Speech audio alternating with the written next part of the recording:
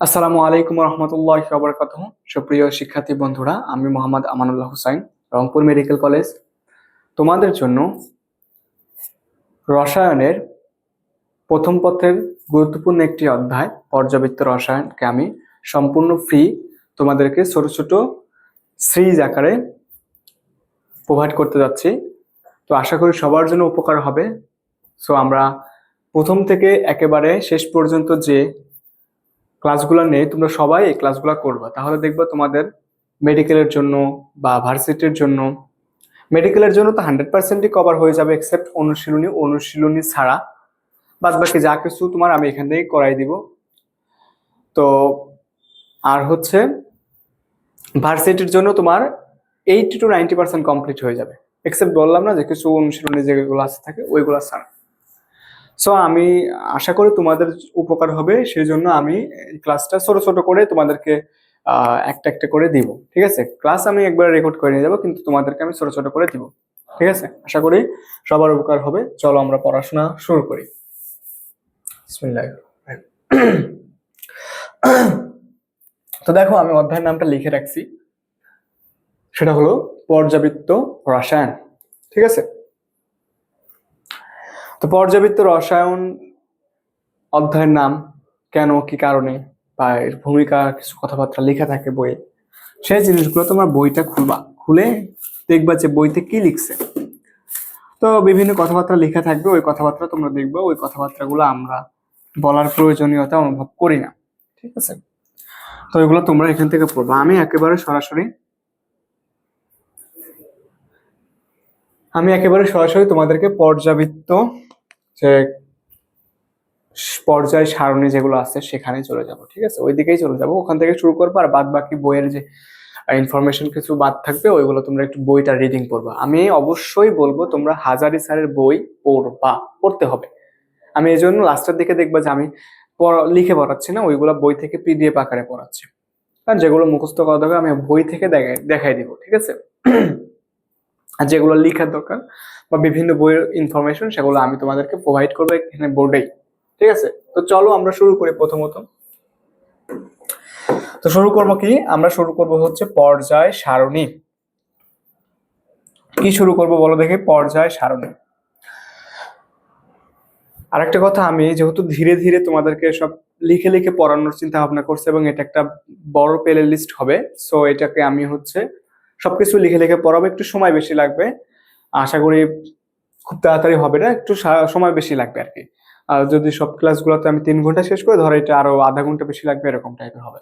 ঠিক আছে, তো আমি লিখে লিখে পড়াবো সবগুলাই, তোমরা দেখবা। ঠিক আছে, তো শুরু করলাম। পর্যাবৃত্ত রসায়নের যেটা হচ্ছে পর্যায় সারণী, প্রথম শুরু করলাম পর্যায় সারণী। তাহলে আমরা শুরু করবো কি, পর্যায় সারণী। প্রথম যে জিনিসটা পড়াবো সেটা হচ্ছে কি, পর্যায় সারণী। তো পর্যায় সারণী, প্রথমত 3জন বিজ্ঞানী পর্যায় সারণী সম্পর্কে তোমাদেরকে ধারণা দিয়েছেন। একজন দিয়েছেন, সর্বপ্রথম দিয়েছিলেন, তো ওনার নাম হচ্ছে বিজ্ঞানী মেন্ডেলিভ। তারপর আরেকজন দিয়েছেন, তার নাম হচ্ছে হেনরি মোসলে। এবং সর্বশেষ যেটা আধুনিক, সেটা একজন দিয়েছে, তিনি হচ্ছে বোর। তো চলো আমরা লিখি 3 ধরনের পর্যায় সারণী এখন পর্যন্ত আবিষ্কার হয়েছে। তাহলে কি কি আছে সেই জিনিসগুলো আমরা লিখি। তাহলে পর্যায় সারণী প্রথমত দিয়েছিল একজন, তার নাম পড়বা, মাঝে একজন দিছে, এবং শেষে আর একজন দিছে। ধরো, তো আমরা হচ্ছে প্রথমে যে দিয়েছিল তার নাম পড়ে। প্রথম দিয়েছিল হচ্ছে বিজ্ঞানী মেন্ডেলিভ। নাম কি? নাম হচ্ছে মেন্ডেলিভ, বিজ্ঞানী হচ্ছে মেন্ডেলিভ। তো উনি যে পর্যায় সারণীটা দিয়েছিল, সেই পর্যায় সারণীর মূল ভিত্তি কি ছিল সেটা আমাকে জানতে হবে। তো উনি যে পর্যায় সারণীটা দিয়েছিল, সেটার মূল ভিত্তি ছিল হচ্ছে পারমাণবিক ভর। কি ভর? পারমাণবিক ভর। আমি সংক্ষেপে লিখলাম পারমাণবিক ভর, উনি যেটা দিয়েছিল। ঠিক আছে, তো পারমাণবিক ভর। তো উনার পর্যায় সারণী যেটা ছিল, স্বাভাবিক কথাবার্তা, একটা পর্যায় সারণীতে তুমি পড়বা, পর্যায় সারণীতে কয়টা পর্যায় আছে, কয়টা গ্রুপ আছে, একটু জানা উচিত, নর্মাল কথাবার্তা। তো উনি যেটা ছিল সেখানে হচ্ছে তোমার হচ্ছে পর্যায় ছিল, পর্যায় এবং গ্রুপ। পর্যায় এবং গ্রুপ আমরা যদি দুইটাকে আলাদা করি, পর্যায় ছিল হচ্ছে তোমার কত, পর্যায় ছিল হচ্ছে 12টা, হ্যাঁ, আর গ্রুপ ছিল হচ্ছে 8টা, গ্রুপ ছিল 8টা, হ্যাঁ। তাহলে পর্যায় ছিল 12টা, গ্রুপ ছিল 8টা। তাহলে এই যে মেন্ডেলিভ নামক একজন ব্যক্তি যে পর্যায় সারণীটা দিয়েছিল সেখানে ছিল হচ্ছে পর্যায় 8টা, গ্রুপ ছিল পর্যায় ছিল 12টা, গ্রুপ ছিল 8টা, এবং মোট মৌল ছিল কতটা, 63টা। মোট মৌল ছিল 63টা। এই কথাগুলো তোমরা এখান থেকে পড়তে হবে, ঠিক আছে। মোট মৌল ছিল কতটা, 63টা। এটা এটা হলো মেন্ডেলিভ। তো মনে করো তারপরে শেষে আর একজন দিয়েছে, তার নামটা আমরা একটু পড়ি। তো উনি কি বলছে দেখি ওনার কথাবার্তা। তো তারপরে শেষের দিকে একজন দিয়েছে, তার নাম হচ্ছে হেনরি মোসলে। হেনরি মোসলে, আমি জাস্ট মোসলে লিখলাম, মোসলে। তো উনি যেটা দিয়েছিল সেটা হচ্ছে পারমাণবিক সংখ্যার উপর ভিত্তি করে, কিসের উপর ভিত্তি করে, পারমাণবিক সংখ্যা, ঠিক আছে। এই জিনিসটা মনে রাখবো যে পারমাণবিক সংখ্যার উপর ভিত্তি করে বিজ্ঞানী মতবাদ দিয়েছিল। তো দেখো আমরা দুইটা পারমাণবিক এটা পাইলাম। এখন 3 নাম্বার যেটা এবং সবার শেষে যেটা দিচ্ছে সেটা আমরা এখন পড়বো, সেটা হচ্ছে কি বিজ্ঞানী বোর। কে দিয়েছে, বিজ্ঞানী বোর। তো এই পর্যায় সারণীটাকে কি বলা হচ্ছে, এই পর্যায় সারণীটাকে স্পেশাল একটা নাম বলা হয়, সেটা হচ্ছে আধুনিক পর্যায় সারণী। এটাকে কি বলা হচ্ছে, আধুনিক পর্যায় সারণী। এই কথাটা এখান থেকে পড়বা, আধুনিক পর্যায় সারণী, ঠিক আছে। আচ্ছা, আধুনিক পর্যায় সারণীর পর এখানে আর কি কি পড়তে হবে, স্পেশাল কথাবার্তা কি কিছু আছে, হ্যাঁ অবশ্যই পড়তে হবে। সেটা হচ্ছে এটার পর্যায় কয়টা, তারপর হচ্ছে কি গ্রুপ কয়টা, এটা পড়তে হবে না। তো তার আগে পড়ো হচ্ছে এর মৌল সংখ্যা কতটি। এর মৌল সংখ্যা হচ্ছে 118টি। এর মৌল সংখ্যা কতটি, 118টি। তাহলে এটা পড়লা। তারপর পড়বা হচ্ছে কি এখানে তোমার কয়টা পর্যায় আছে, কয়টা গ্রুপ আছে, এটা পড়তে হবে, কয়টা পর্যায় কয়টা গ্রুপ। তাহলে দেখো পর্যায় আমরা যদি দেখি, পর্যায়, তারপর হচ্ছে কি গ্রুপ, পর্যায় এবং গ্রুপ। তো এখানে দেখো পর্যায় কয়টি, পর্যায় আছে হলো 7টি। পর্যায় আছে কতটি, পর্যায় হলো 7টি, পর্যায় হলো 7টি, পর্যায় আছে 7টি, গ্রুপ আছে কতটি, 18টি। তাহলে আমরা এই কথাগুলো এখান থেকে পড়তে হবে, ঠিক আছে। তো এখন এই যে গ্রুপগুলো আছে, আমরা যে গ্রুপগুলো পাইলাম, এই গ্রুপগুলো হচ্ছে 18টা গ্রুপ, 18টা গ্রুপ, ঠিক আছে। তো এই 18টা গ্রুপকে আমরা 4টা ব্লকে ভাগ করব। কয়টা ব্লকে, 18টা গ্রুপ আছে। ধরো তোমাদের পর্যায় সারণীটা আমরা যদি একটু পরে দেখাইতে পারবো ইনশাল্লাহ, বই বা তোমরা বই বাইর করে দেখো, সামনে তোমাদের পর্যায় সারণী আছে। এটাকে আমরা এই দিক থেকে শুরু করে এই দিক থেকে এইভাবে যাইতে যাইতে তোমার হচ্ছে কতটা, এইদিকে যাবো 1 থেকে 18 পর্যন্ত যদি ধরো, তাহলে 18টি যে গ্রুপ আছে এই গ্রুপগুলোকে আমরা কয়টা ব্লকে ভাগ করছি, 4টা ব্লকে ভাগ করছি। কি কি, প্রথম দুইটা আছে 1 এবং 2 নাম্বার, এই দুইটাকে নিয়ে হচ্ছে এস ব্লক। তারপরে হচ্ছে 3 থেকে 12 পর্যন্ত হচ্ছে পি ব্লক। তারপর হচ্ছে 13 থেকে 18 পর্যন্ত হচ্ছে তোমার ডি ব্লক। 13 থেকে 18 17 পর্যন্ত, যাই হোক সেটা 18 পর্যন্ত। সরি আমি মিস করছি এখানে। পি ব্লক হচ্ছে 13 থেকে 18 পর্যন্ত, আর হচ্ছে ডি ব্লক হচ্ছে 3 থেকে 12 পর্যন্ত, আর হচ্ছে এ ব্লক শুধুমাত্র 3 নাম্বার গ্রুপ নিয়ে, ঠিক আছে। আমরা ওই জিনিসগুলো লিখি, তাহলে আমরা একটু লিখে দিই। তোমাদেরকে এগুলো মুখ দিয়ে বললেও হইতো, তারপর আমি লিখে দিচ্ছি, যে যদি কারো চাও যে আমি একবার নোট সিস্টেমে পড়ে নেবো, সে চাও করতে পারো, আমি সেভাবে করে দিচ্ছি। তাহলে S block, P block, D block, A block. তাহলে আমরা এখন যদি বলি যে এস ব্লকে কোন কোন গ্রুপ ছিল, group number 1, group number 2। P ব্লকে গ্রুপ ছিল কোনটা কোনটা, গ্রুপ নাম্বার হচ্ছে তোমার তোমার গ্রুপ কোনটা ছিল এখানে, পি ব্লকে 13 থেকে 18 পর্যন্ত, 13 থেকে 18 পর্যন্ত। আর ডি ব্লকে ছিল হচ্ছে তোমার 3 থেকে 12 পর্যন্ত। আর এ ব্লকে ছিল শুধুমাত্র 3 নাম্বারটা, এ ব্লকে ছিল কোনটা, শুধুমাত্র 3 নাম্বারটা, অর্থাৎ এই কয়টা গ্রুপ। এবং এস ব্লকে আরেকটা মৌল ছিল যেটা স্পেশাল, আমি সেই জন্য এটা লিখে নাই, সেটা হচ্ছে কি হিলিয়াম, সেটা হচ্ছে কি হিলিয়াম। তাহলে এই জিনিসগুলো তোমাকে জানতে হবে যে কোন ব্লকে তোমার কোন গ্রুপ ছিল। এখন কথা হচ্ছে তারপর আর কি জানতে হবে, এখন আরো জিনিস জানতে হবে যে কোন ব্লকে কয়টা মৌল আছে, এটা মুখস্থ রাখতেই হবে অটোমেটিক্যালি। সেটা হচ্ছে কি এই যে এস ব্লক, এখানে মৌল আছে 14টি, পি ব্লকে মৌল আছে হচ্ছে তোমার 36টা, পি ব্লকে মৌল আছে 36টা, এবং ডি ব্লকে মৌল আছে হচ্ছে 41টা, আর হচ্ছে এই যে লাস্টে যেটা আছে যে ব্লক, এখানে মৌল আছে হচ্ছে 27টা। তাহলে আমার এই কয়েকটা জিনিস এখান থেকে মোটামুটি জানতে হবে। তাহলে ব্লক সংখ্যা কয়টি? 4টি। ব্লক কয়টি হলো? 4টি। এই যে এগুলো কি ব্লক, ব্লক হচ্ছে কি, ব্লক সংখ্যা হচ্ছে কি 4টি। ঠিক আছে, এটা গেল। তাহলে এটা গেল। এখন তোমার হচ্ছে এই যে পর্যায় হলো, তাহলে পর্যায়ের মধ্যে আমি একটু পরে পর্যায়টা পড়াই, তার আগে আগে পড়াই যে এখানে কি ধরনের মৌল আছে, কি ধরনের মৌল কয়টা আছে। ঠিক আছে, তো এই পর্যায় সারণীতে মোট 3 ধরনের মৌল আছে।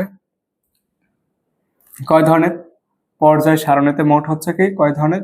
3 ধরনের মৌল আছে। এইটাতে আমরা যদি এরকম দেখি যে একটা আছে হচ্ছে ধাতু, 1 নম্বর আছে হচ্ছে কি ধাতু, একটা আছে হচ্ছে ধাতু, আর একটা আছে হচ্ছে কি অধাতু বা অপধাতু আছে, অপধাতু, আর একটা আছে হচ্ছে কি তোমার লাস্টের দিকে যেটা আছে সেটাকে বলা হচ্ছে অধাতু। তাহলে আমরা বলতে পারি 3 ধরনের মৌল। এখন মৌল যে কয় ধরনের হোক, সেই কয় ধরনের সংখ্যাটা ইম্পর্টেন্ট। তো তোমাদের প্রথম যে সংখ্যাটা আমি লিখবো, তোমাদের হাজারি স্যারের বইতে মনে হয় এটা আছে, সেটা হচ্ছে এখানে 90টা থাকে ধাতু, আর হচ্ছে 7টা থাকে অপধাতু, আর হচ্ছে তোমার 21টা থাকে হচ্ছে কি অধাতু। কিন্তু অন্য আরেকটা বই আছে এই কথাটার বিপরীত, সেটা কি যে তোমার হচ্ছে 96টা থাকে ধাতু, আর অপধাতু থাকে কয়টা? অপধাতু থাকে হচ্ছে তোমার 6টা, আর হলো তোমার হলো অধাতু থাকে হচ্ছে কয়টা? অধাতু থাকে হচ্ছে 18টা। তাহলে এই জিনিসগুলো তোমরা এখান থেকে মোটামুটি জানলা। ঠিক আছে, তাহলে দেখো আমরা একটু ছোট করবো এটাকে, তারপরে দেখাচ্ছি।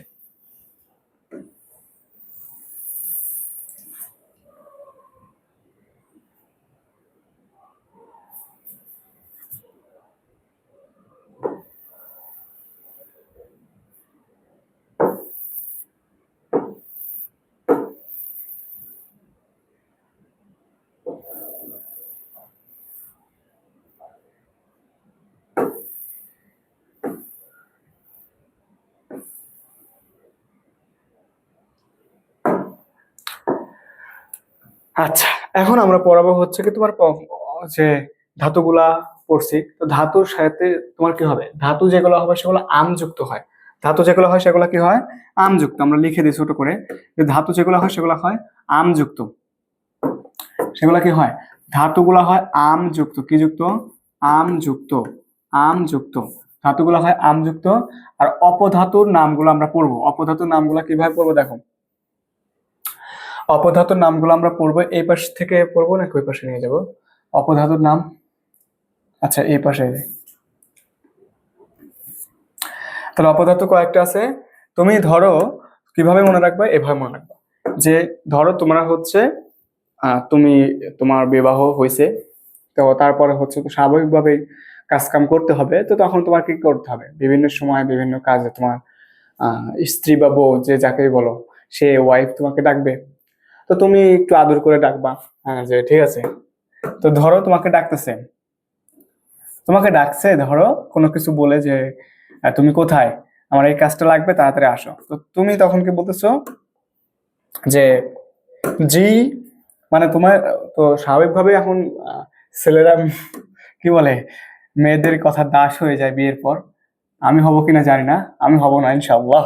যাই হোক, তো সেটা হচ্ছে কি এখন বলবে যে জি, প্রথম বলছে জি বউ, তারপর হচ্ছে কি আসতেছে, কি আস, আস, তারপর হচ্ছে কি তে সি, তারপর হচ্ছে কি সবর, সবর করো, সবর করো সোনা। তো এই কথাটা মনে রাখলে, এই ছন্দটা দিয়ে মনে রাখবা যে এইগুলা হচ্ছে অপধাতু। তো অপধাতু গুলা কোন কোন অপধাতু আছে দেখো, 1 নম্বরে আছে হচ্ছে কি, 1 নম্বরে কি কি অপধাতু আছে। তো অপধাতু গুলো আমরা যদি দেখি, প্রথম যে অপধাতুটা আছে সেটা হচ্ছে কি জার্মনিয়াম, তারপর হচ্ছে কি বউ থেকে মনে রাখছি হচ্ছে বোরন, তারপর হচ্ছে কি আর্সেনিক, তারপর হচ্ছে কি এই যে টি, তারপর হচ্ছে কি সিলিকন, তারপর হচ্ছে কি সবুজ মানে এস বি যেটা সেটা, আর একটা হচ্ছে কি সোনা এসএন। ঠিক আছে, এগুলা নামগুলো রাখবে, টিন, স্টেবিয়াম আর এটাকে জানো। যাক, তাহলে এই যে কথাগুলো তোমাকে এখান থেকে পড়তে হবে, এগুলা কি, এগুলা হচ্ছে অপধাতু। ঠিক আছে, তাহলে দেখো অপধাতুর সংখ্যা আমরা অলরেডি এখানে 7টাই, তাহলে ঠিক হওয়ার কথা 1 2 3 4 5 6 7 অলরেডি 7টা পাইছি। সো এখানে ওই 7টার কথাটাই ঠিক হওয়ার কথা, তাই না? আচ্ছা গেল, এটা হলো অপধাতু। এখন কথা হচ্ছে এই যে আমরা পর্যায়গুলো পাইলাম, এই যে পর্যায়গুলো পাইলাম, তো এই পর্যায়ের কি ওখানে পড়া শেষ নাকি আরো কোনো পড়া আছে? হ্যাঁ, আরো পড়া আছে। কি পড়া আছে রে? কোন পর্যায়কে কি নামে ডাকা হয় সেটা তোমাকে জানতে হবে। 4টা নামে 4টা পর্যায়কে ঢাকা মানে করা হয়। 7টা পর্যায় আছে না, মোট 7টা পর্যায়কে 4টা নামে ডাকা হয়, সেই নামগুলো আমাকে জানতে হবে। প্রথমত 1 নাম্বার, 1 নাম্বার দেখো আছে, 1 নাম্বার আছে হচ্ছে, দেখো তো তুমি যদি পর্যায় সারণীটা খেয়াল করো, তুমি যদি বইতে খেয়াল করো, আমি কিন্তু বই নাই, বই ছাড়াই খেয়াল করতেছি, সবার উপরে 2টা মৌল আছে, সবার উপরে, একেবারে সবার উপরে 2টা মৌল আছে। তার ওই পর্যায়ে আর কোনো কিছু নেই। 1 নাম্বার যে পর্যায়টা আছে সেখানে 2টা মৌল আছে। সেখানে কয়টা মৌল আছে? 2টা মৌল আছে। তাহলে তুমি দেখো প্রথম পর্যায়ে, আমি শুধু খেয়াল করাচ্ছি প্রথম পর্যায়, সেটা হচ্ছে কি প্রথম পর্যায়, প্রথম পর্যায়। তাহলে প্রথম পর্যায়টা কি হবে? প্রথম পর্যায়ে মৌল সংখ্যা কয়টা আছে? 2টা। প্রথম পর্যায়ে মৌল আছে, প্রথম পর্যায়ে আমি পুরাই লিখি এখানে, প্রথম পর্যায়, ঠিক আছে? তো মৌল আছে কয়টা? মৌল আছে হলো 2টা। মৌল আছে কয়টা? 2টা। মৌল আছে 2টা। তাহলে মৌল যদি 2টা থাকে, প্রথম পর্যায়ে মৌল আছে 2টা, তাহলে এই পর্যায়টার নাম কি আমরা একটু পরে শিখবো। তার আগে আমরা আরো লিখি যে প্রথম পর্যায়ের পর কি পর্যায় আছে। প্রথম পর্যায় গেল, এখন 2 নাম্বার পর্যায়ে আর 3 নাম্বার পর্যায়ে মৌল দেখবে যে কয়টা? 8টা করে আছে। 2 নাম্বার পর্যায় এবং 3 নাম্বার পর্যায়, অর্থাৎ 2 + 3 নাম্বার পর্যায়। এখানে মৌল আছে কতটা করে? এখানে মৌল আছে হচ্ছে তোমার 8 + 8, 8টা করে, ঠিক আছে? তারপরে যদি পর্যায়ে যায়, সেটা হচ্ছে কি 4 নাম্বার এবং 5 নাম্বার পর্যায়, 4 + 5 নাম্বার পর্যায়, 4 + 5 নাম্বার পর্যায়ে। এখানে মৌল আছে কতগুলা? এখানে মৌল আছে তোমার হলো, এখানে মৌল আছে তোমার কত? 18 + 18 করে। এখানে মৌল আছে 18 + 18 করে। এখানে মৌল আছে 18 + 18 করে। তারপরে যে পর্যায়টা যাব সেটা হচ্ছে কি যে 6 নাম্বার পর্যায় প্লাস 7 নাম্বার পর্যায়, 7 নাম্বার পর্যায়। এখানে মৌল আছে হচ্ছে 32 + 32 করে, 32 + 32 করে। তো এই প্রত্যেকটা পর্যায়ে তো অন্য আমরা নামে ডাকবো, সেই জন্য তো লিখছি, তাই না? তো সেই নামটাকে দেখো, এর মধ্যে সবার চেয়ে ছোট কোনটা? সবার চেয়ে ছোট কিন্তু 2 নাম্বারটা। তার চেয়ে একটু বড় হচ্ছে 2 এবং 3 নাম্বারটা। তার চেয়ে একটু বড় হচ্ছে 18 এটা। তো আমি যদি তোমাকে সিরিয়ালি বলি যে সবচেয়ে ছোট, তাকে আমরা কি বলবো? ছোটকে আরেকটু ভালো ভাষায় বলা যায় হ্রস্ব, অর্থাৎ ছোট, ঠিক আছে? তাহলে দেখো এখানকার মধ্যে এই আমরা যদি সিরিয়ালে যে সবচেয়ে ছোট এটা না, তাহলে এটাকে বলতে পারি না যে হ্রস্ব বলতে পারো, ছোট বলতে পারো, কিন্তু আমরা এত ছোট দেখতেছি যে এর থেকে ছোট আর কেউ নাই। সো এটাকে নাম দিতে পারি হচ্ছে অতি হ্রস্ব পর্যায়। তাহলে অতি হ্রস্ব পর্যায় কোনটা? এটা। অতি হ্রস্ব পর্যায় কোনটা? অতি হ্রস্ব পর্যায় হচ্ছে এই তোমার প্রথম পর্যায়। এবং তারপরের পর্যায়টা দেখো, তারপরের পর্যায়টা হচ্ছে কি যে 2 এবং 3, এটা কি হ্রস্বর থেকে একটু বড়। তাহলে আমি অতি কথাটা কেটে দিলাম, অতি কথাটা কেটে দিয়ে শুধুমাত্র লিখবো হচ্ছে হ্রস্ব পর্যায়। এটা হচ্ছে কি হ্রস্ব পর্যায়, ঠিক আছে? তারপরে দেখো তার থেকে একটু বড় না, তাহলে এটা আমরা বলতে পারি যে আসলে তখন ছোট থেকে মানে অতি ছোট ছিল, তার থেকে ছোট, অতি কাটে ছোট আসলো, ছোট থেকে উপরে গেলে কি হবে? মেঝে বা তার থেকে বড়, অর্থাৎ আমরা দীর্ঘ বলতে পারি, তাই না? দীর্ঘ। তাহলে আমরা এটা বলতে পারি হচ্ছে দীর্ঘ। তাহলে এটা হচ্ছে কি দীর্ঘ পর্যায়, এটা হচ্ছে কি দীর্ঘ পর্যায়। এবং তার থেকেও একটা বড় পর্যায় আছে, সেটার নাম হচ্ছে অতি দীর্ঘ পর্যায়। এটা হবে কি অতি দীর্ঘ, অতি দীর্ঘ। তো এটা হচ্ছে তোমাদের পর্যায় সারণের যে মেইন পড়াটুকু আমরা এখান থেকে এই স্লাইডের মাধ্যমে অতটুকু শিখলাম, ঠিক আছে? এখন আরো কি কি পড়া আছে? তাহলে আধুনিক পর্যায় সারণী এটা বললাম। এখন কথা হচ্ছে এই যে আধুনিক পর্যায় সারণীটা আমরা লিখলাম, কেন আমি তখন লিখি নাই, সবগুলোটা লিখছি, এখন লিখতেছি। সেই জিনিসটা হচ্ছে কি এখানে দেখো, এই আধুনিক পর্যায় সারণীটা তাহলে কিসের উপর ভিত্তি করে এতগুলা কাহিনী হইলো? কিসের উপর ভিত্তি করে? সেই কথাটা মনে রাখতে হবে যে উনি বলছে এই যে বেচারার কথাটা একটু সঠিক ছিল, এখানে মোসলের কথা, তো উনার কিছু কথা নিয়ে আসছে আর উনি নিজে থেকে বলছে। সেটা হচ্ছে কি যে পারমাণবিক সংখ্যা, পারমাণবিক সংখ্যা সংখ্যা এবং পারমাণবিক সংখ্যা এবং ইলেকট্রন বিন্যাস, ইলেকট্রন বিন্যাস এই কথাটা, ইলেকট্রন বিন্যাস পারমাণবিক সংখ্যা এবং ইলেকট্রন বিন্যাস এই বোর পর্যায় সারণীর মূল ভিত্তি। এটাকে বলা হয় দীর্ঘাকার পর্যায় সারণী অথবা বোর পর্যায় সারণী অথবা আধুনিক পর্যায় সারণী। ঠিক আছে, তাহলে আমরা মোটামুটি পর্যায় সারণী সম্পর্কে জানলাম। ঠিক আছে, আচ্ছা, তাহলে এখন আমরা জানবো হচ্ছে কিভাবে অবস্থান নির্ণয় করা যায় একটা মৌল একটা পর্যায় সারণীতে থাকার পর। তো ধরো হচ্ছে আমরা কি জানি অনেকগুলা আছে না, এসপিডি যে অরবিটাল যেগুলো আছে সেগুলা।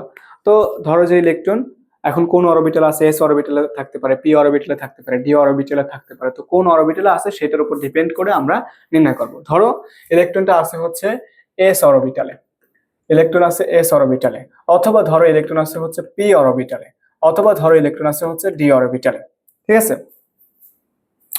তো এখন ইলেকট্রন বিন্যাস করার পর তো আমরা সিস্টেম পাবো। ইলেকট্রন বিন্যাস করলে পরে তোমার হচ্ছে কি পাবো, ওইটা যদি হয় তাহলে ওইটার ক্ষেত্রে কি হবে, এন এন এস 1 থেকে 2 এর মধ্যে হবে, তাই না?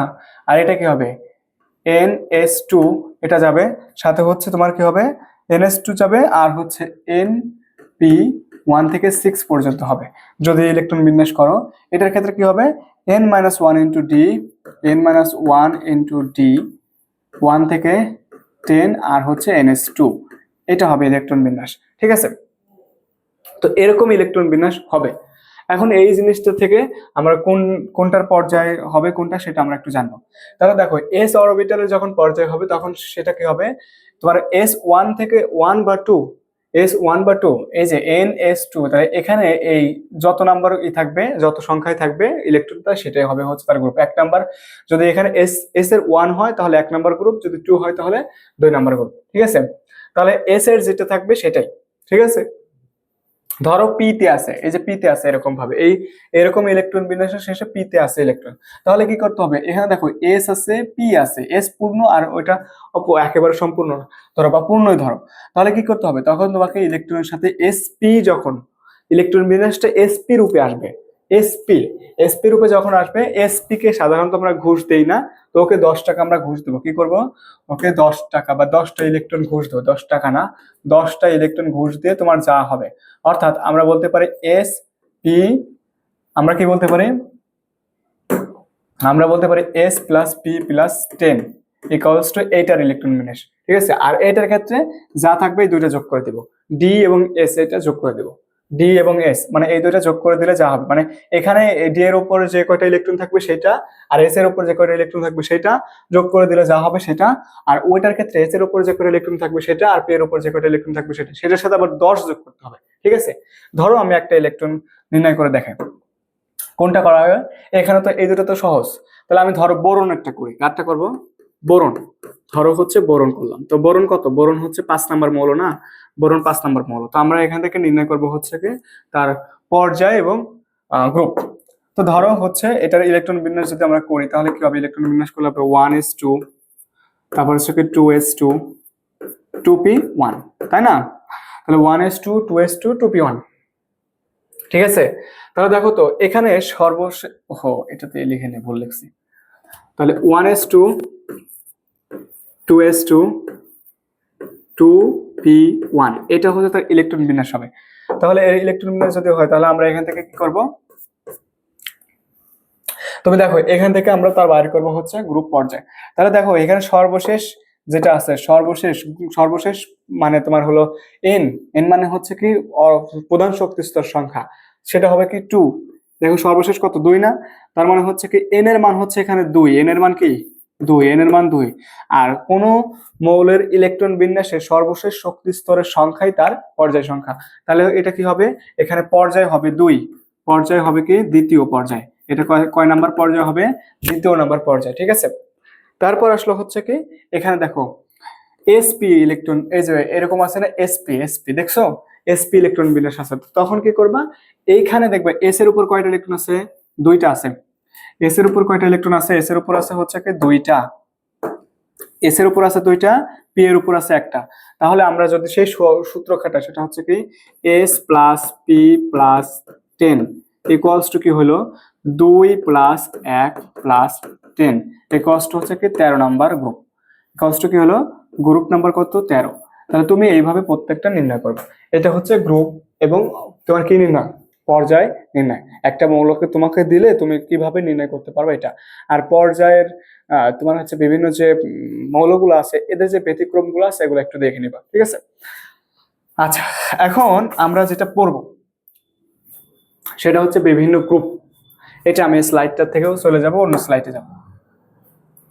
তাহলে আমরা এখন ওইটা তো নর্মাল কথাবার্তা দেখালাম, এখন আমরা যেটা পড়বো সেটা হচ্ছে কি বিভিন্ন গ্রুপ। এখন প্রত্যেকটা ব্লক অনুসারে পড়বো। প্রথম পড়বো হচ্ছে কি এস ব্লক। প্রথম কি পড়বো? S block. তাহলে আমরা প্রত্যেকটা ব্লক অনুসারে পড়বো। প্রথম যেটা পড়বো সেটা হচ্ছে কি এস ব্লক। তো এস ব্লকের মৌল, এস ব্লকের গ্রুপ, এস ব্লকের প্রত্যেকটা মৌল সম্পর্কে আমরা জানবো। প্রত্যেকটা এ টু জেড ডিটেলস সব কিছু পড়বো। তো প্রথম আমি কয়েকটা ছন্দ লিখবো, তোমরা লিখবা সাথে সাথে, তাহলে তোমাদেরও সুবিধা হবে। সেটা হচ্ছে কি, ধরো লিখবা হচ্ছে হাই লি না, হাই লি না কে রবি সাজিয়ে ফিরেছে। এটা এটা লিখবা, ঠিক আছে? তারপর আরেকটা লিখবা হচ্ছে কি এই পাশে বিরিয়ানি মোগলাই কাবাব সরিয়ে বাটিতে রাখো। তাহলে বিরিয়ানি মোগলাই কাবাব সরিয়ে বাটিতে রাখো, ঠিক আছে? আরেকটু কি ছোট করে দিব, হইল না তো, এটা একটু বিরিয়ানি মোগলাই কাবাব সরিয়ে বাটিতে রাখো। আচ্ছা, হোক, সিরিয়ালি এভাবে যেভাবে হোক হোক। তো আমরা একটু ছন্দগুলাকে লিখে দিব, তোমরা তো জানার কথা, আমি বলতেছি তোমরা তাহলে এটা লিখে নাও, তোমাদের সুবিধা হবে। আমি বললাম তো, হাই লি না কে রবি সাজে ফিরেছে, ছন্দগুলো আমি লিখলাম না, তাহলে তোমরা একটু লিখে নাও। বিরিয়ানি মুগলাই কাবাব সরিয়ে বাটিতে রাখো। তাহলে কেন লিখলাম না, যাতে তোমাদের তাড়াতাড়ি হয়ে যায় জিনিসটুকু, ঠিক আছে? হুদাই এটা লেখার তো দরকার হয় না। এখন কথা হচ্ছে এই যে মৌলগুলো, তাহলে এইটাকে আমরা কি বলবো, এটাকে কি বলবো? এই পাশের যেগুলো আছে এই পাশের গুলাকে বলা হয় হচ্ছে গ্রুপ 1। এগুলাকে কি বলা হচ্ছে? গ্রুপ, এগুলাকে বলা হচ্ছে গ্রুপ 1। আর এই পাশের যেগুলো এগুলাকে বলা হয় গ্রুপ 2।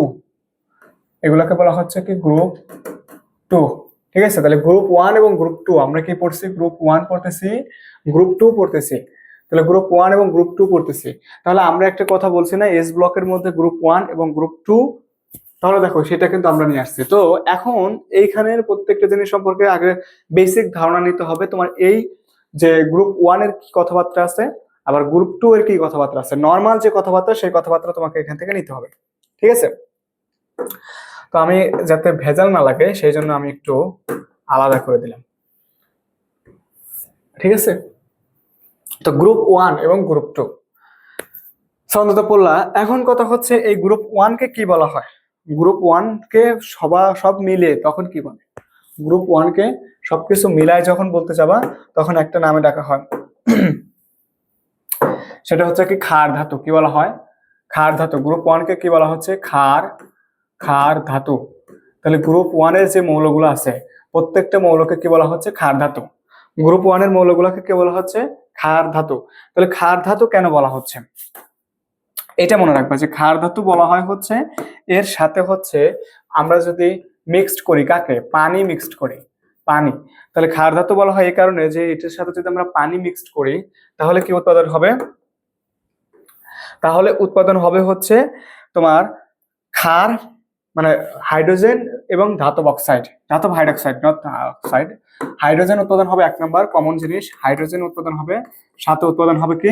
ধাতব হাইড্রোক্সাইড। ধাতব হাইড্রোক্সাইড কি উৎপাদন হবে? ধাতব হাইড্রোক্সাইড। তাহলে এই কয়টা জিনিস উৎপাদন হবে। তাহলে ক্ষার ধাতু কেন? পানি যদি এর সাথে আমরা যুক্ত করি তাহলে পানি এর সাথে মিক্সড হয়ে ধাতব হাইড্রোক্সাইড উৎপাদন হবে এবং হাইড্রোজেন গ্যাস উৎপাদন হবে, ঠিক আছে?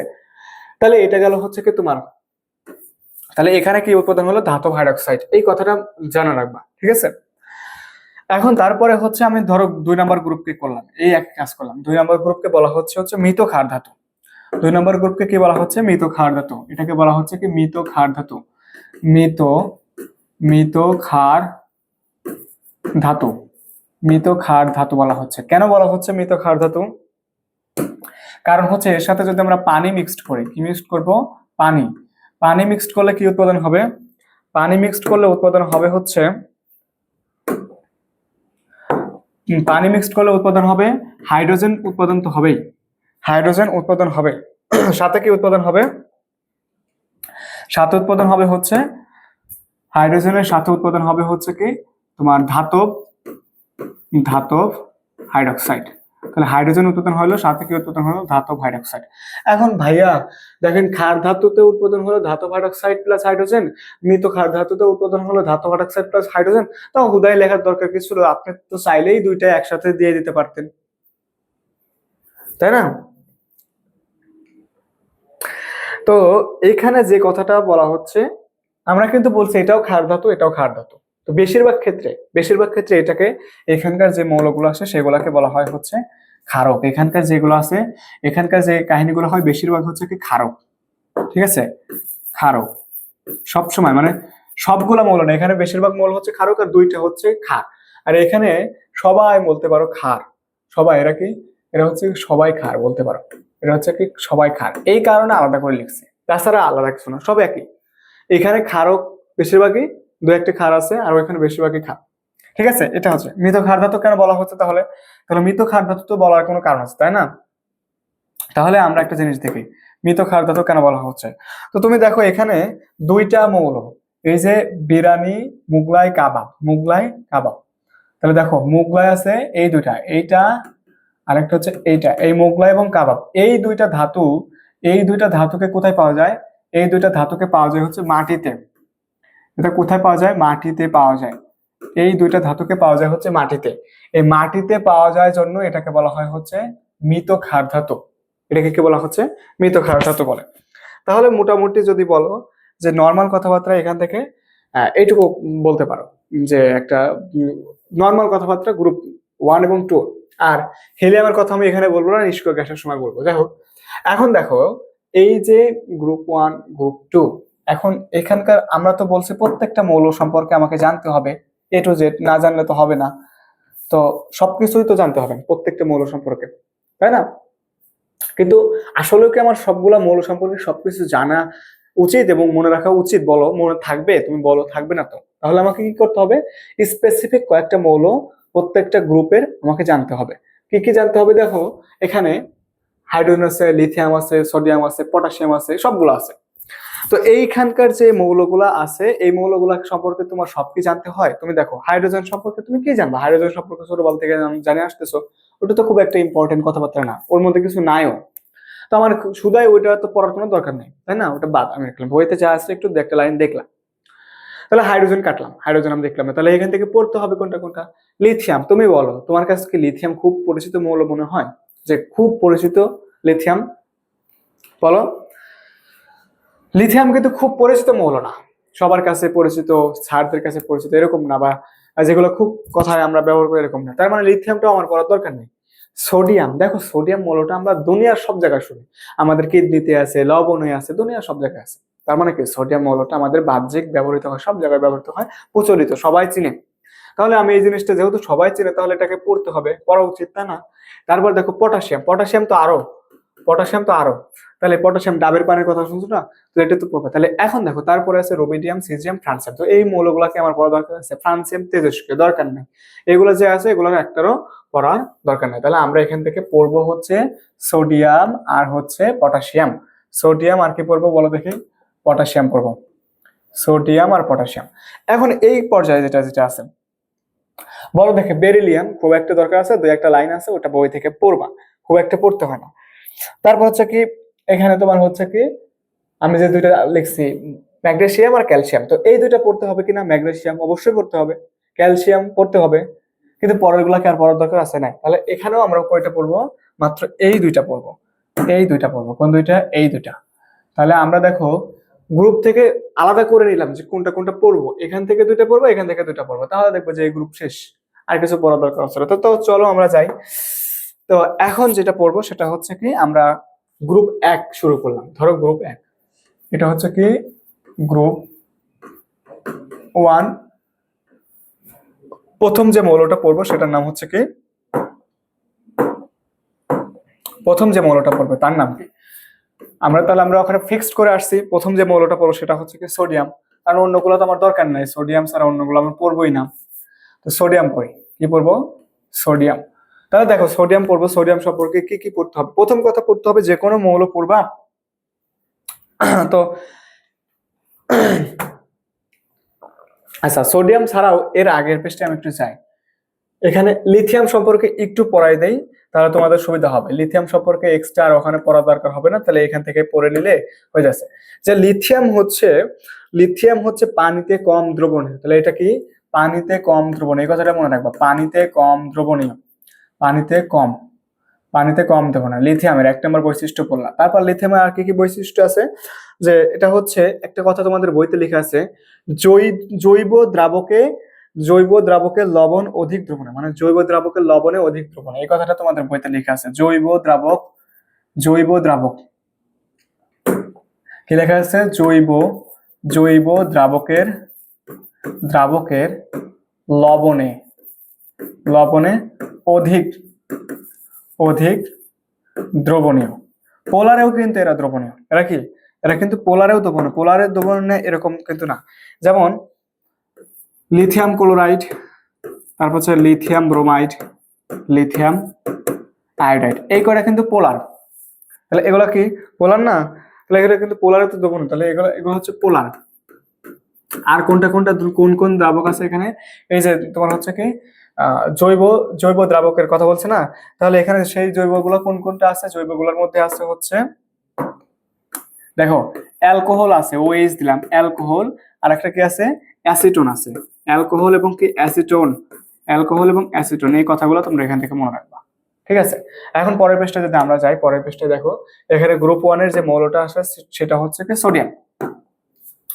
গ্রুপ 1 এর মৌলটা হচ্ছে সোডিয়াম। প্রথম কথা যে জিনিসটা পড়তে হবে, সোডিয়ামের খনিজ কি কি, মানে খনিজ বলতে কি, তুমি একটা জিনিস পড়বা, তুমি আমাকে পড়বা, তুমি আমার কোচিং এ পড়বা বা যার কাছেই পড়ো, তার অরিজিন সম্পর্কে একটু জানা উচিত। এই ভাই কোথায় পড়ে, এই ভাই কোথা থেকে আসছে, মোটামুটি তো জানা উচিত, বাসা কোথায়, কোন মেডিকেলে পড়ে, তাই না, নাম কি, এগুলো জানবা না। তো তার মানে কি, তার উৎস সম্পর্কে জানবা। তো আমি সোডিয়াম পড়বো, তো সোডিয়ামের খনিজ মানে উৎস কোথায়, কোথা থেকে সোডিয়াম আসছে সেটা আমাকে জানতে হবে না। তো প্রথম আমরা কি পড়বো, আমরা যে জিনিসটা পড়বো সেটা হচ্ছে কি, এই দেখো আমরা যে জিনিসটা পড়বো প্রথম সেটা হলো কি খনিজ। আমরা কি পড়বো, খনিজ। তো আমরা কি পড়বো, সোডিয়ামের খনিজ পড়বো। প্রথমে কি পড়বো, সোডিয়ামের খনিজ গুলার নাম। তো সোডিয়ামের খনিজ কি কি আছে, 1 নম্বরে দেখো সোডিয়াম খাই আমরা, লবণ খাই, লবণ। তাহলে কি হবে, সোডিয়ামের খনিজের 1 নম্বর যে খনিজটা সেটাকে বলা হয় হচ্ছে সল্ট। অর্থাৎ কি, সোডিয়ামের খনিজ যেটা আছে লবণ বা সল্ট, আমরা বলতে পারি হচ্ছে কি সল্ট। 1 নম্বর যেটা আছে সেটা হচ্ছে কি সল্ট বা লবণ। সল্টের আর একটা কি তুমি লিখতে পারো, সোডিয়াম ক্লোরাইড। তো এখানে এই সল্টকে আবার অনেকগুলো নাম দেওয়া হয়, কয়েকটা নাম বলা হয়। 1 নাম্বার যেরকম এখানে 2টা নাম দিছে, একটা হচ্ছে কি রক সল্ট, কি বলা হয়, রক সল্ট বলা হয়, রক সল্ট। আরেকটা বলা যেতে পারে সেটা হচ্ছে কি সন্দব লবণ, কি লবণ, সন্দব লবণ। আরেকটা কি বলা যেতে পারে, সন্দব লবণ, ঠিক আছে। তারপরে যদি বলো এখানে আর কি বলা হয়, খনিজের মধ্যে আরো আছে হচ্ছে চিনি সল্ট পিটার, চিনি সল্ট পিটার, তো চিনি সল্ট পিটার যেটা আছে সেটার যে সংকেতটা আছে সেটা আমাকে পড়তে হবে। সেটার সংকেতটা কি আছে, সেটার সংকেতটা আছে হচ্ছে কি NaN, তারপর হচ্ছে কি O3, NaNO3, এটা। তারপর যদি দেখো এখানে কি আছে, বোরাক্সও কিন্তু এর অন্যতম একটা কি বলতে পারো যে খনিজ। তো বোরাক্সের সংকেতটা মাস্ট, বোরাক্সের সংকেতটা আমি রেড কালারে লিখে দিচ্ছি, বোরাক্সের সংকেতটা অবশ্যই পড়তে হবে। সেটা হচ্ছে Na2B4O3 মানে হয়, Na2B4O7, তারপর হচ্ছে কি 10 অণু পানি, 10 অণু পানি। তাহলে এই কয়েকটা জিনিস তুমি এখান থেকে পড়ে নেবে। তাহলে এটা কিন্তু খনিজ, কার খনিজ? এটা কার খনিজ বলো দেখে? এটা আমরা বললাম হচ্ছে সোডিয়ামের খনিজ। তো আমি এই জিনিসটাকে ছোট করে নেব।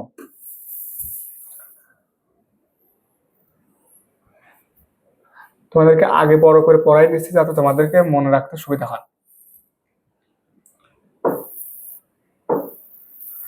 তাহলে আমরা এই পাশে রেখে দিলাম, ঠিক আছে? খনিজ পড়াইছি। 1 নম্বর পড়ালাম কি? খনিজ। 1 নম্বর কি পড়াইছি বলো দেখে? 1 নম্বর পড়াইলাম হচ্ছে খনিজ। 1 নম্বর খনিজ পড়ানো শেষ।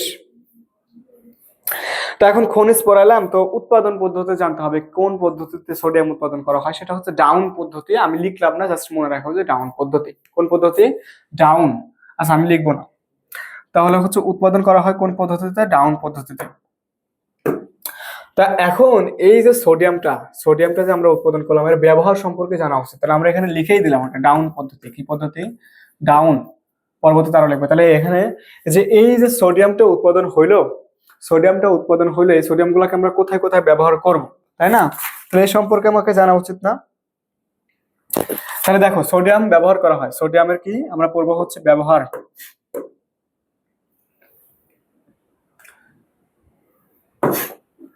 সোডিয়ামের ব্যবহার পড়ব।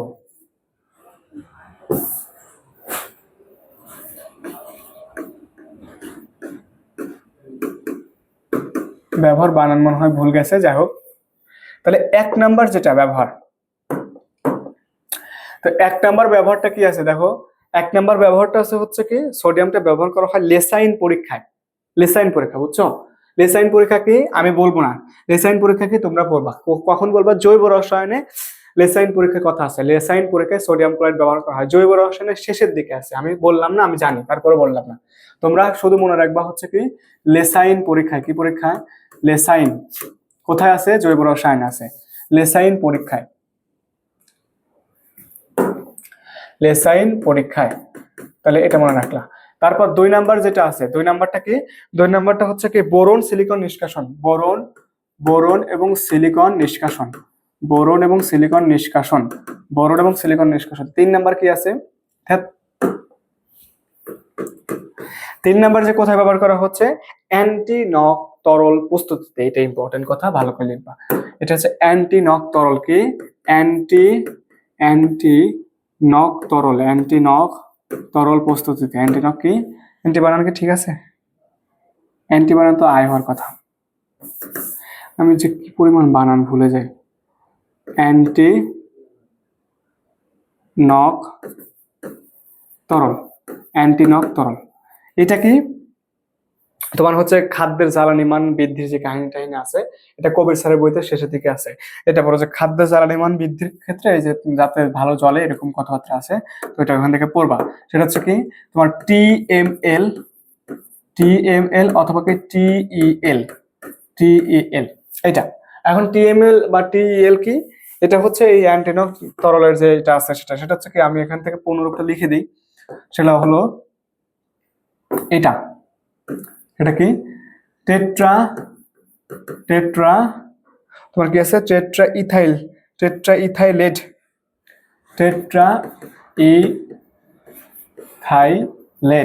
অর্থাৎ আমরা বলতে পারি, সংকেতটা যদি বলো, সংকেতটা হচ্ছে কি টেট্রাইথাইলেট। পিবি তারপর হচ্ছে কি C2H4, PbC2 তোমার হচ্ছে H5 তারপর 4। এটা হচ্ছে কি টেট্রাইথাইলেট, ঠিক আছে? এই জিনিসটা তোমরা এখান থেকে মনে করতে। এটার কাজকে জ্বালানিতে কার্যকর নকিং রোধক। এটা তাহলে কি? এটা হচ্ছে কি জ্বালানিতে কার্যকর নকিং রোধক। তাহলে এটা কি করলো? অর্থাৎ আমরা বলতে পারি জ্বালানির নকিং রোধক। তাহলে জ্বালানির নকিং রোধক কোথায় আছে? কবির স্যারের বইতে আছে। এটা কোথায় আছে রে? কবির স্যারের বইতে। তারপর তোমরা এখান থেকে পড়ে নিবা, নিজে থেকে পড়বা। 4 নম্বর যেটা আছে সেটাকে, 4 নম্বরটা দেখো। 4 নম্বরটা হলো বিজারক রূপে ব্যবহার করা হয় এবং দুষ্প্রাপ্য ধাতু রূপে ব্যবহার করা হয়। কি করা হয়? দুষ্প্রাপ্য ধাতু নিষ্কাশনে, ব্যবহার না, এটা হচ্ছে বিজারক। 1 নম্বর হচ্ছে বিজারক রূপে, এবং দুষ্প্রাপ্য ধাতু নিষ্কাশনে কি করতে? দুষ্প্রাপ্য দুষ্প্রাপ্য ধাতু নিষ্কাশন, দুষ্প্রাপ্য ধাতু নিষ্কাশন, দুষ্প্রাপ্য ধাতু নিষ্কাশন, এই কথাটা মনে রাখবা। তারপর 5 নাম্বার যেটা আছে,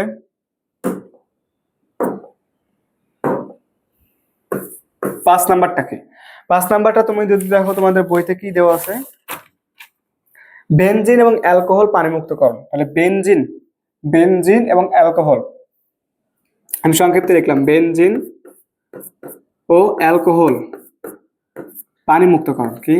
পানিমুক্তকরণ, পানিমুক্তকরণে ব্যবহার করা হয় বেনজিন এবং অ্যালকোহল পানিমুক্তকরণ। 6 নাম্বারটা কি আছে? 6 নাম্বারটা আছে হচ্ছে কি, পারমাণবিক চুল্লিতে তাপ পরিবাহক হিসেবে ব্যবহার করা হয়। কি করা হয়? পারমাণবিক চুল্লিতে, পারমাণবিক পারমাণবিক চুল্লিতে, চুল্লিতে তাপ পরিবাহক, তাপ পরিবাহক, তাহলে তাপ পরিবাহক রূপে ব্যবহার করা হচ্ছে। তারপরে লাস্টে যেটা আছে সেটা হচ্ছে কি 7 নাম্বার। 7 নাম্বারটা কি আছে? 7 নাম্বারটা হচ্ছে কি, তোমার দেখো সোডিয়াম কেরোসিনে সংরক্ষণ করা হয়। এটা একটু মনে রাখবে, এটা ইম্পর্টেন্ট কথা। সোডিয়ামকে কেরোসিনে ব্যবহার করা হয়, কেরোসিনে সংরক্ষণ করে। সোডিয়াম সংরক্ষণ করা হয় কোথায়? কেরোসিন, কেরোসিন সংরক্ষিত করা হয় কোথায়? কেরোসিন। এবং এখানে বাতাস, বাতাস, বাতাস বা পানিতে সংরক্ষণ করা যাবে না, এই কথাটা লিখবা, বাতাস বা পানিতে সংরক্ষণ করা যাবে না। তাছাড়া কি করবে? বিক্রয় করে ফেলবে। অর্থাৎ বাতাস এবং পানি সংরক্ষিত করা যাবে, এটা কাটাকাটি। এখন বাদ থাকলো কি লাস্টের যেটা, আরো 2টা কাজে ব্যবহার করা হয়, সেটা হচ্ছে কি সোডিয়াম কার্বন, সোডিয়াম কার্বনেট উৎপাদন।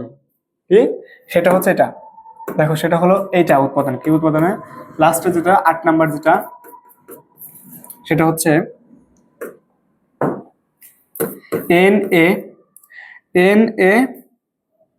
Na2CO3 উৎপাদনে। কি উৎপাদনে? এটা উৎপাদনে, এটা উৎপাদনে ব্যবহার করা হচ্ছে, এটা উৎপাদনে ব্যবহার করা হয়।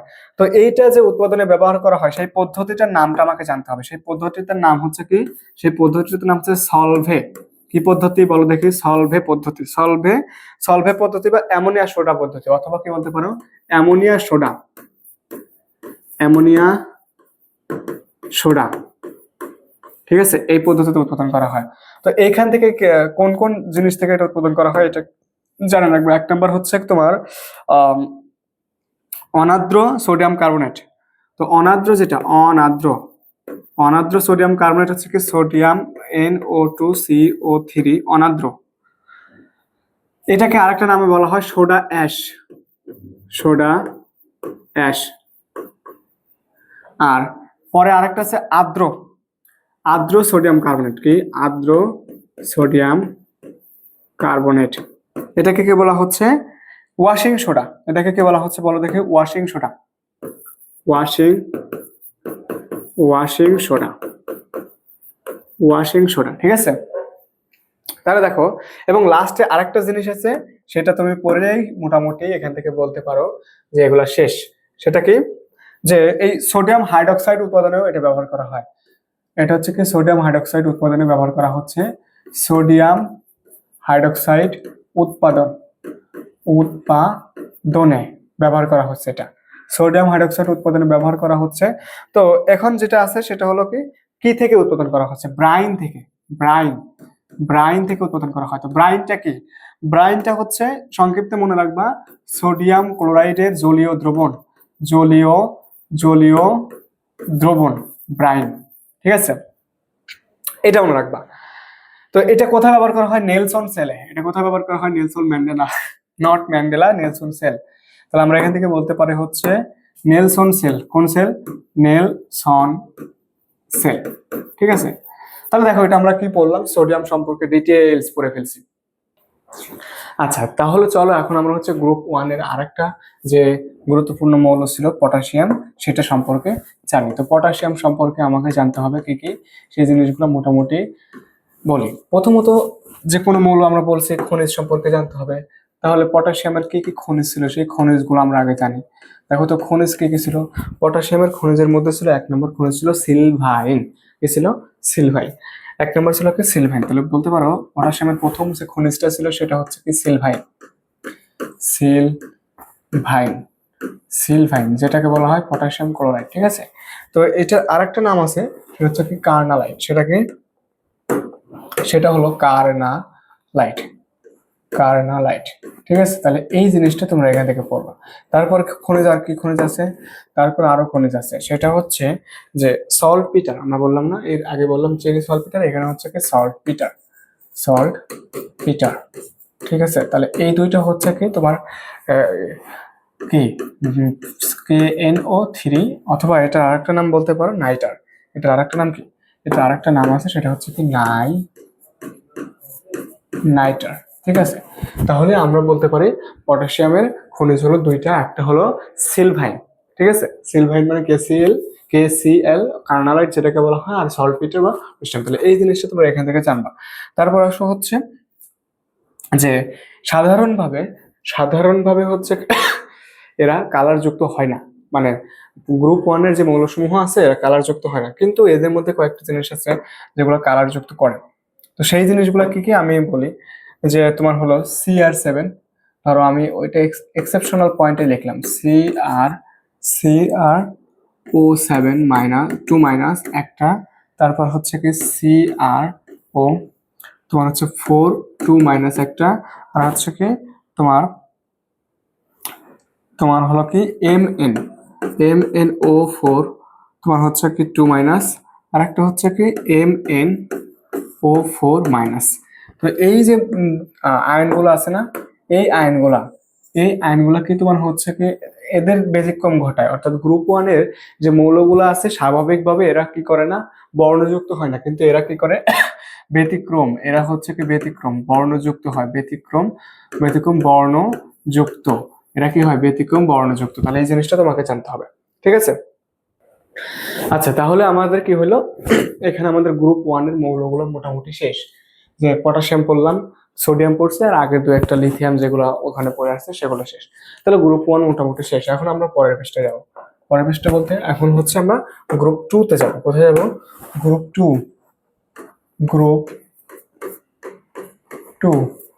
তো গ্রুপ 2 সম্পর্কে আমাদের জানতে হবে কি কি আছে। দেখো গ্রুপ 2 সম্পর্কে আমরা জানবো।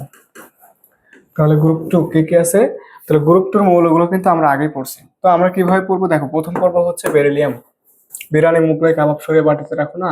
তাহলে আমরা প্রথম পর্ব হচ্ছে বেরিলিয়াম। তারপরে মাঝে পর্ব হচ্ছে কি এখানে বেরিলিয়ামের পর হচ্ছে ম্যাগনেসিয়াম। তাহলে বেরিলিয়াম সম্পর্কে যতটুকু জানতে হবে ততটুকু কি, যে বেরিলিয়াম হচ্ছে তোমার একটা আয়নিক যৌগ গঠন করে না। বেরিলিয়াম কি করে না? বেরিলিয়াম হচ্ছে আয়নিক যৌগ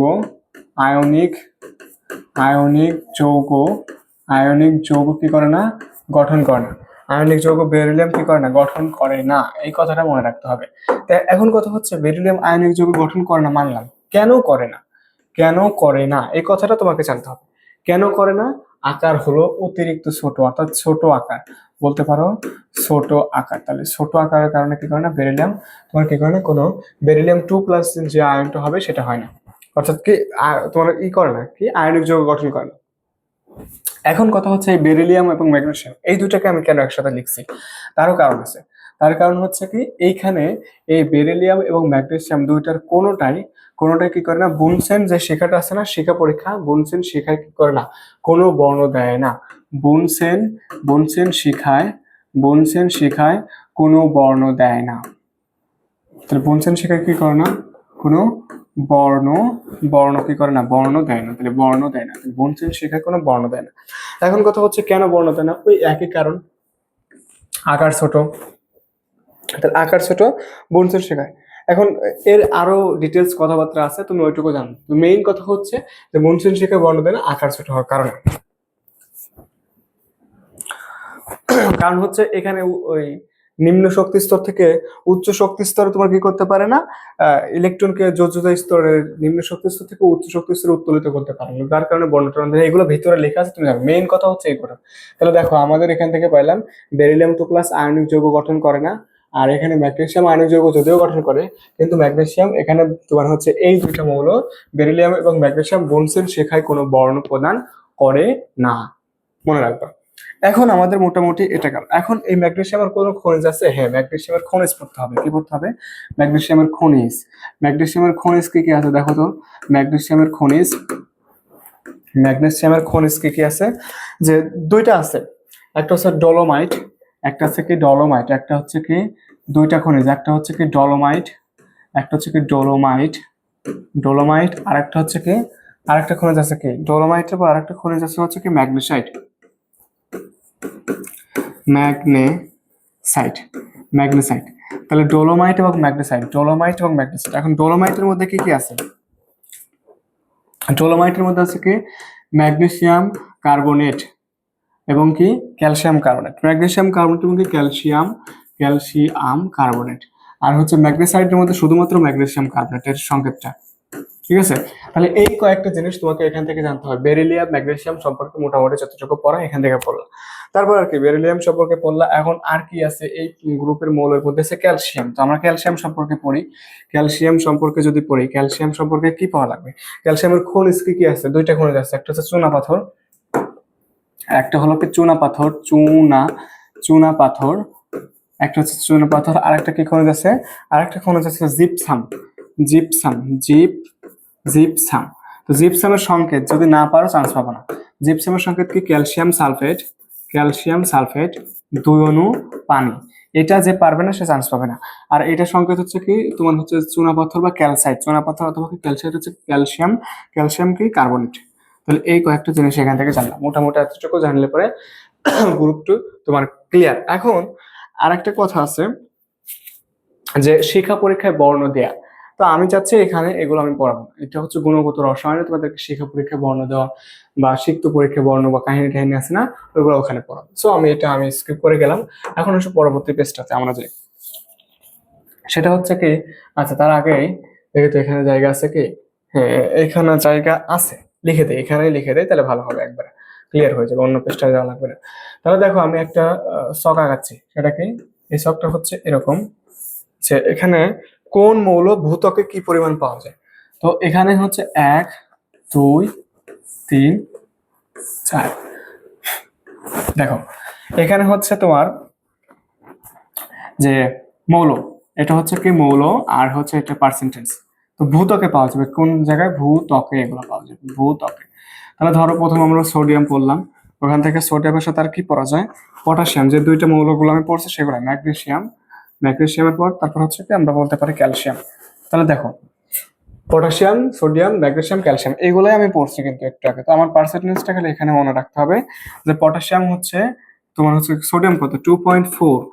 তারপর দেখবা সোডিয়াম হচ্ছে 2.4, তারপরে দুইটাই হচ্ছে মাঝখানে যে দুইটা লিখছে 2.5, সরি 2.5 প্লাস 2.35, 2.35, এবং এটাও 2.35, আর এটা হচ্ছে কি তোমার হলো 3.25, 3.25। তাহলে এই পার্সেন্টেজটা তুমি এখান থেকে মনে রাখবে যে ভূত্বকে কোনটা কত পার্সেন্টেজ থাকে, সোডিয়াম থাকে সবচেয়ে কম, তারপরে মাঝখানে দুইটা সমান সমান, তারপর লাস্টে ক্যালসিয়াম। তাহলে এই কয়েকটা জিনিস আমাকে মনে রাখতে হবে, ঠিক আছে? এখন আমরা পরবর্তী পৃষ্ঠাতে যদি যাই, তাহলে দেখো আমরা এখন কি পড়বো হচ্ছে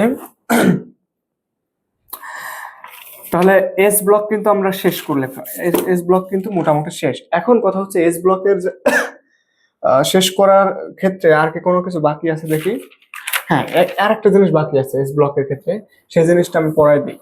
এস ব্লকের ক্ষেত্রে একটা জিনিস হচ্ছে কি, ম্যাগনেসিয়ামের সাথে যদি নাইট্রোজেনের বিক্রিয়া ঘটাও তাহলে একটা জিনিস সৃষ্টি হবে। ম্যাগনেসিয়াম প্লাস নাইট্রোজেন একটা জিনিস তৈরি হওয়ার পর সেই জিনিসটার নাম হবে হচ্ছে দেখো নাইট্রাইট। তাহলে সেটা হচ্ছে কি magnesium nitrite, magnesium nitrite, sorry magnesium বানান তো এই গেছে। এখানে হচ্ছে ম্যাগনেসিয়াম প্লাস নাইট্রোজেন, এগুলো লাগবে না, তোমরা জাস্ট এখান থেকে তুলবা। এখান থেকে তুলবা হচ্ছে কি এই যে Mg3N2, এটা ম্যাগনেসিয়াম নাইট্রাইট, মানে নাইট্রাইট, সোজা বাংলা কথা এটা নাইট্রাইট, নাইট্রাইট, ঠিক আছে? নাইট্রাইট সৃষ্টি হলো।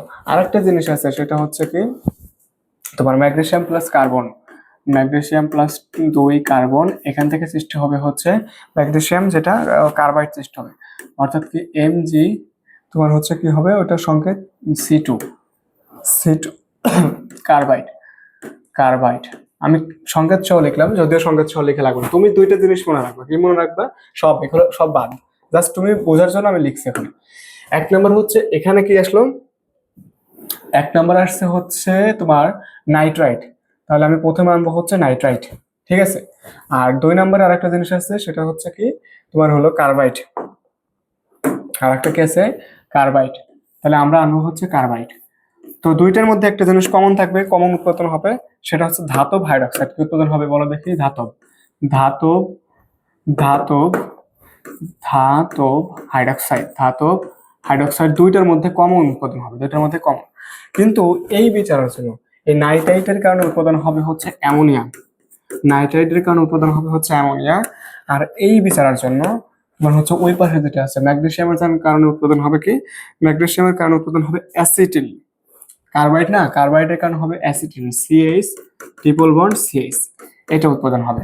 তাহলে তোমাকে একটা জিনিস বলে যে এটা এটা আসলে কি, আমি কি বোঝাচ্ছি, তোমাদের বইতে একটা কথা লেখা আছে এই তোমার হলো এখানে যদি আমরা গরম পানি দিয়ে উত্তপ্ত করে, এই কথা মনে হয় এরকম ভাবে লেখা আছে যে নাইট্রাইট এবং কার্বাইডের সাথে বিক্রিয়া করলে, যথাক্রমে নাইট্রাইটের সাথে বিক্রিয়া করলে অ্যামোনিয়া এবং ধাতব হাইড্রোক্সাইড উৎপাদন হয়, আর কার্বাইডের সাথে বিক্রিয়া করলে পরে ধাতব হাইড্রোক্সাইড এবং অ্যাসিটিন উৎপাদন হয়। তোমার প্রশ্ন আসবে কি জানো, প্রশ্ন আসবে হচ্ছে নাইট্রাইট থেকে কি উৎপাদন হয়, আর হচ্ছে তোমার হলো কার্বাইডের সাথে ওইটার বিক্রিয়া ঘটালে কি উৎপাদন হয়। তোমাদের বইতে লেখা আছে, বই থেকে একটু দেখবা, সাথে এটা দেখলে তাহলে আমি কিন্তু পড়াই দিলাম শেষ। তাহলে মোটামুটি আমরা বলতে পারি এস ব্লক শেষ।